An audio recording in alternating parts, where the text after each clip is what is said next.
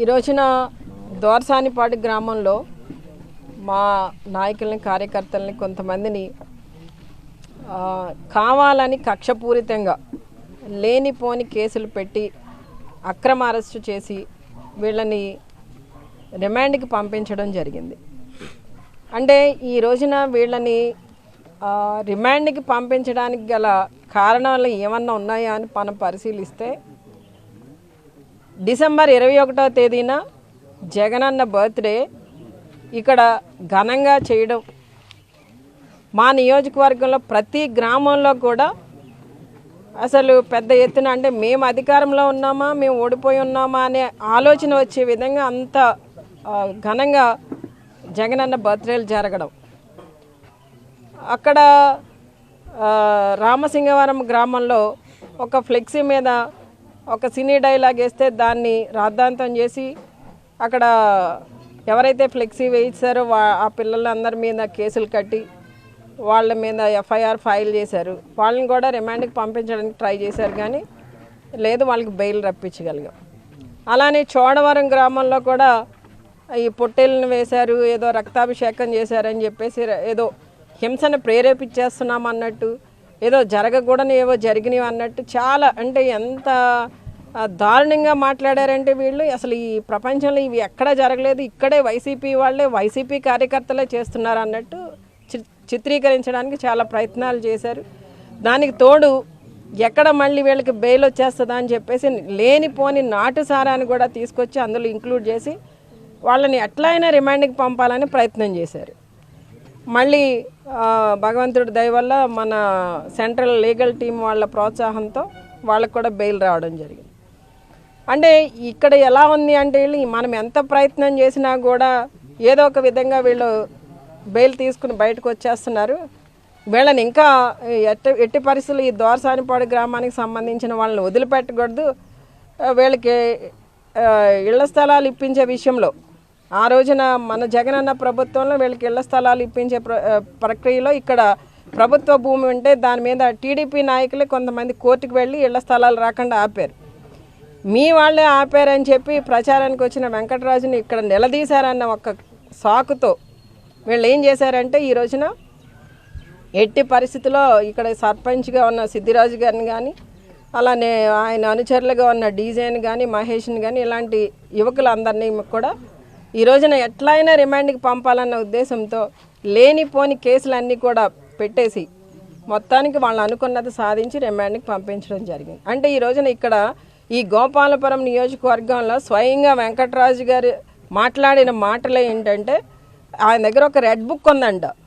ఆ రెడ్ బుక్లో ఈ వైసీపీ కార్యకర్తలు నాయకులు ఎవరైతే ఉన్నారో వాళ్ళ పేర్లు ఉన్నాయంట. ఆయన భాషలో చెప్పాలంటే కొంచెం వేరేగా ఉంటుందండి, ఆ భాష మాకు రాదు. ఆ లిస్ట్ ప్రకారం వాళ్ళు ఇప్పుడు వాళ్ళ మీద చర్యలు తీసుకోవడానికి సిద్ధంగా ఉన్నాం, మేమేంటో చూపెడతామని చెప్పేసి తాట తీస్తామని ఆయనే మాట్లాడాడు.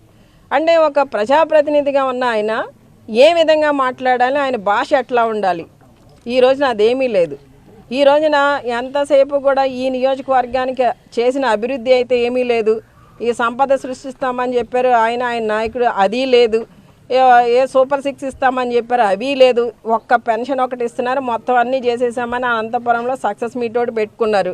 అంటే ఈ రోజున వీళ్ళు ఏంటంటే ఏదో రకంగా అంటే వాళ్ళ మీద ఈ 2 సంవత్సరాల కాలంలో దాదాపు 2 సంవత్సరాలు కావస్తుంది. ఈ కాలంలో వాళ్ళ కూటమి ప్రభుత్వం మీద వ్యతిరేకత అనేది స్టార్ట్ అయింది పబ్లిక్లో. దాన్ని డైవర్ట్ చేయాలి. ఏ విధంగా డైవర్ట్ చేయాలి? ఏదో రకంగా మా నాయకుల మీద కార్యకర్తల మీద బురదేస్తూ వాళ్ళు ఏదో చేయరాని అరాచకాలు ఏవో చేసేస్తున్నారని చెప్పేసి వాళ్ళని పెద్ద టెర్రరిస్టు లాగాను నక్సల్స్ లాగాను ముద్రీకరించే ప్రయత్నం చేస్తూ ఈ రోజున వాళ్ళని ఈ విధంగా ఇబ్బంది పెట్టే కార్యక్రమానికి ఇక్కడ శ్రీకారం చుట్టారు. కానీ ఏం చేసినా కూడా మేమైతే చాలా ఓపికగా ఉన్నాం, సమన్వయంతో ఉన్నాం, అందరం కూడా ఐక్యతగా ఉన్నాం. మా కార్యకర్తలకి నాయకులకి ఏదైనా కష్టం వస్తే వాళ్ళకి మేము అండగా నిలబడతాం, వాళ్ళ తరపున మేము పోరాటం చేస్తాం. మేము చేసిన తప్పు ఏదీ లేదని చెప్పేసి ఎప్పుడైతే ప్రజలు నమ్ముతారో ఖచ్చితంగా ప్రజలందరూ కూడా మా నాయకుల్ని కార్యకర్తలను ఆదరించడానికి వాళ్ళు కూడా సిద్ధంగా ఉన్నారు. ఈ రోజున ఏదో రెడ్ బుక్ అని వాళ్ళు ఏదో ప్రగల్భాలు పలికినా కూడా అవి ఎంతో కాలం నిలబడవండి. ఈ రోజున ప్రజలందరూ కూడా వాళ్ళని ఏ విధంగా చీకొడుతున్నారో వాళ్ళకి అర్థమైంది కనుకనే ఈ రోజున ఇలాంటి వాటన్నిటికీ కూడా తెరలేపుతూ ఏదో రోజులు గడపాలనే ప్రయత్నం చేస్తున్నారు.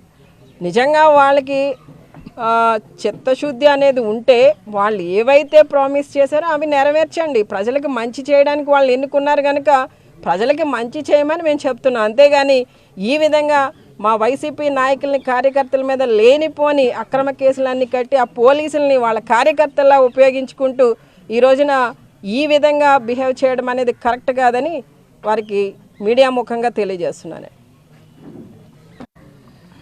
గడిచినటువంటి ఈ 19-20 నెలల కూటమి ప్రభుత్వ పాలనలో ఎక్కడా కూడా ఎన్నికల్లో ఇచ్చినటువంటి వాగ్దానాలని నెరవేర్చేటటువంటి దాని మీద దృష్టి సారించట్లేదు. పైన ముఖ్యమంత్రిగా ఉన్నటువంటి చంద్రబాబు నాయుడు గారి దగ్గర నుంచి మొదలుపెట్టి ఒక గ్రామ స్థాయిలో ఉండేటటువంటి సామాన్య తెలుగుదేశం పార్టీ కార్యకర్త వరకు కూడా ఎంతసేపు ఉన్నా కూడా ఏ రకంగా ఈ ప్రభుత్వంలో జరిగేటటువంటి తప్పుల్ని వేలెత్తి చూపించేటటువంటి వాళ్ళని ఇబ్బందులకు గురి చేయాలి, వైఎస్ఆర్ కాంగ్రెస్ పార్టీ శ్రేణులని ఏదో రకంగా ఇబ్బంది పెట్టి కేసులు పెట్టి వాళ్ళని జైలు చుట్టూ పోలీస్ స్టేషన్ల చుట్టూ తిప్పాలి అనేటువంటి ఏకైక ఆలోచనతో మాత్రమే ఈ నాయకులందరూ కూడా పనిచేస్తూ ఉన్నారు.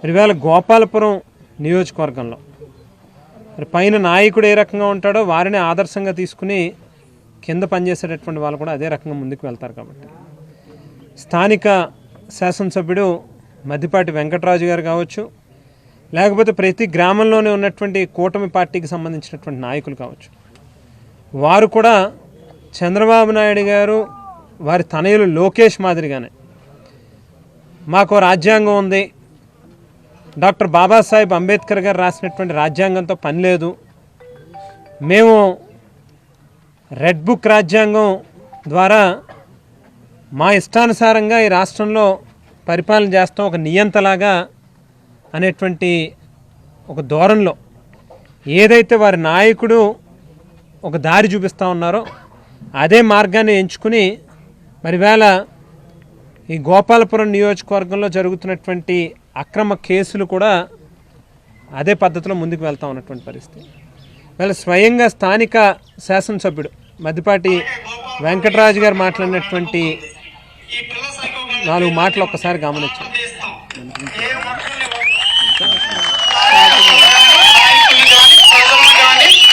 బెదిరించిన సైకో గదవల్లారా ఒళ్ళు దగ్గర పెట్టుకున్నానండి, ఎవ్వడం మిమ్మల్ని రక్షించలేరు. రికమెండేషన్లు పనికిరావు, కాళ్ళు పట్టుకున్నా వదలం. అది మళ్ళీ ఇంకొకసారి అలాగే గోపాలపురం నియోజకవర్గానికి కూడా ఒక రెడ్ బుక్ ఉంది. ఈ పిల్ల సైకో గాళ్ళ పేర్లన్నీ ఉంటాయి. తాట తీస్తాం, ఏ ఒక్కరిని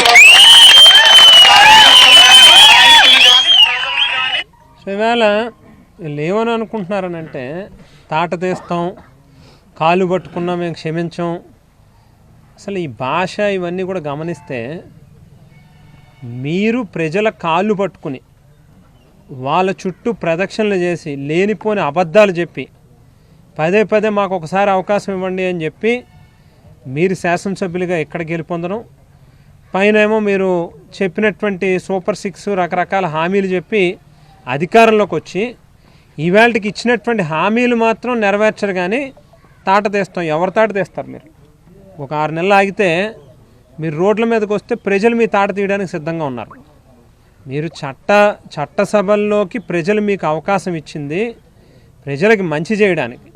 ఇవాళ ఇదే దోర్సానిపేట గ్రామంలో, మా దోర్సానిపాడు గ్రామంలో మా కార్యకర్తలు 6 మీద మీరు కేసులు పెట్టి 4 మీద కేసులు పెట్టి ఏదో రకంగా వాళ్ళని మానసికంగా కృంగదీయాలనేటువంటి ఆలోచన ఏదైతే మీరు చేశారో వాళ్ళు రెట్టించినటువంటి ఆత్మస్థైర్యంతో వాళ్ళు పనిచేయడానికి సిద్ధంగా ఉన్నారు.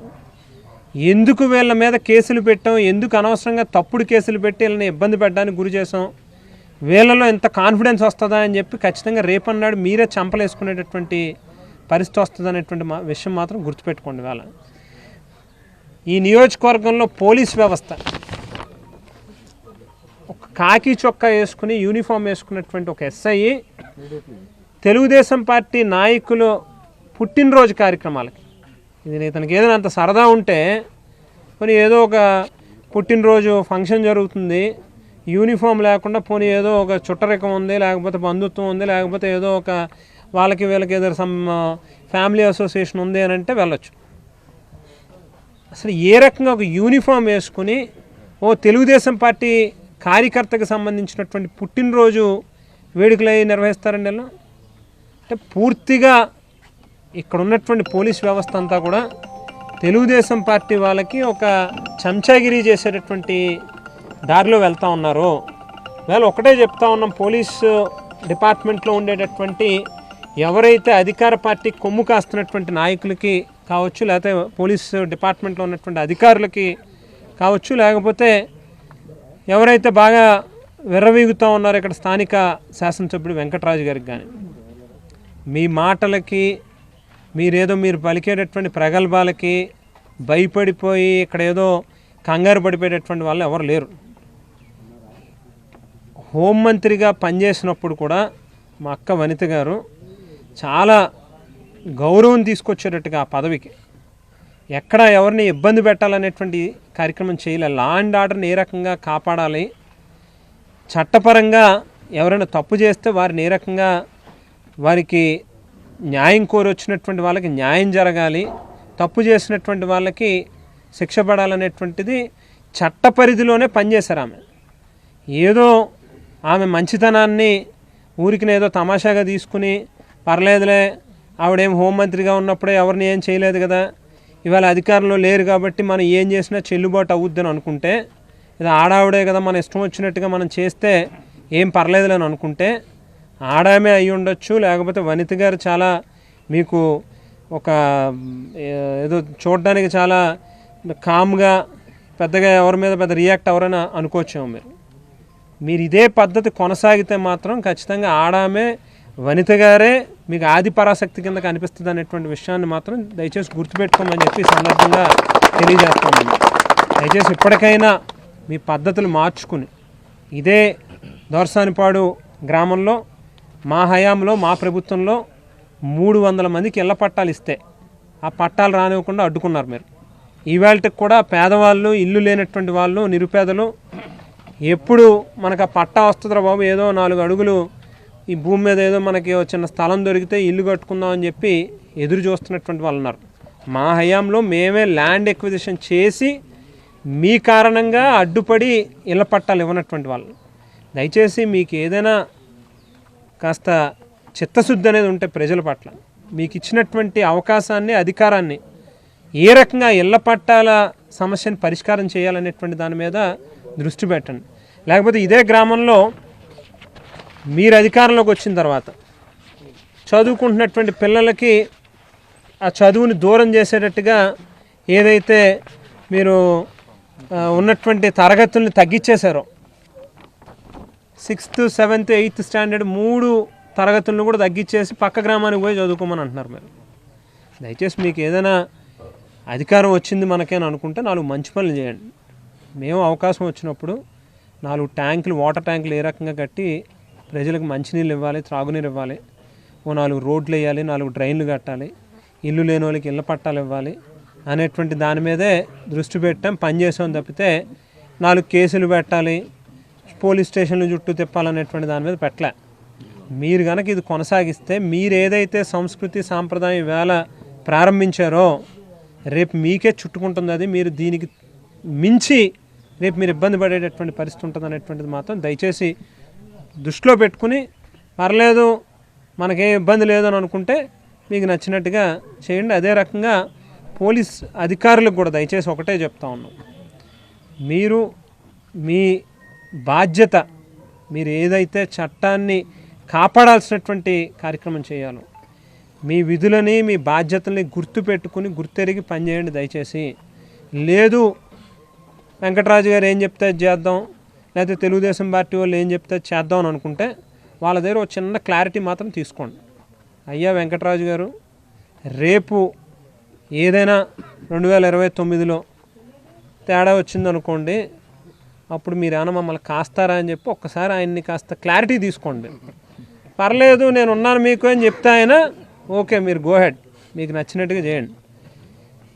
ఒకసారి ఆ క్లారిటీ తీసుకోకపోతే మాత్రం రేపన్నాడు తర్వాత 2029 తర్వాత ఏం జరుగుతుంది అనేటువంటిది కూడా ఒక్కసారి మీ ఊహకే వదులుతున్నాం, మీరే ఆలోచించుకుని దాన్ని బట్టి నిర్ణయం తీసుకోండి.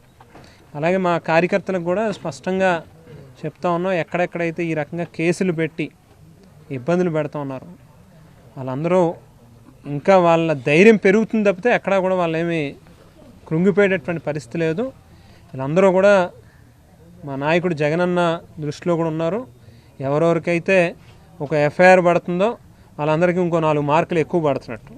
అందుకని ఈ కక్ష సాధింపులకు గురవుతున్నటువంటి ప్రతి కార్యకర్తకి వైఎస్ఆర్ కాంగ్రెస్ పార్టీ, జగన్మోహన్ రెడ్డి గారు, అలాగే మా అక్క వనిత గారు కానీ, అక్క వెనకాల మా జిల్లా పార్టీ అధ్యక్షులు వేణు గారు కావచ్చు, మేము కావచ్చు, ఈ జిల్లాలో ఉన్నటువంటి ప్రతి కార్యకర్త కావచ్చు, ఖచ్చితంగా ప్రతి కార్యకర్తకి అండగా నిలబడతాం. ఎవరికి ఏది అవసరం వచ్చినా సరే, అది అర్ధరాత్రి అయినా అపరాత్రి అయినా సరే ప్రతి కార్యకర్తకి కూడా తోడుగా నిలబడతామని చెప్పి కూడా ఈ సందర్భంగా స్పష్టంగా చెప్తాం.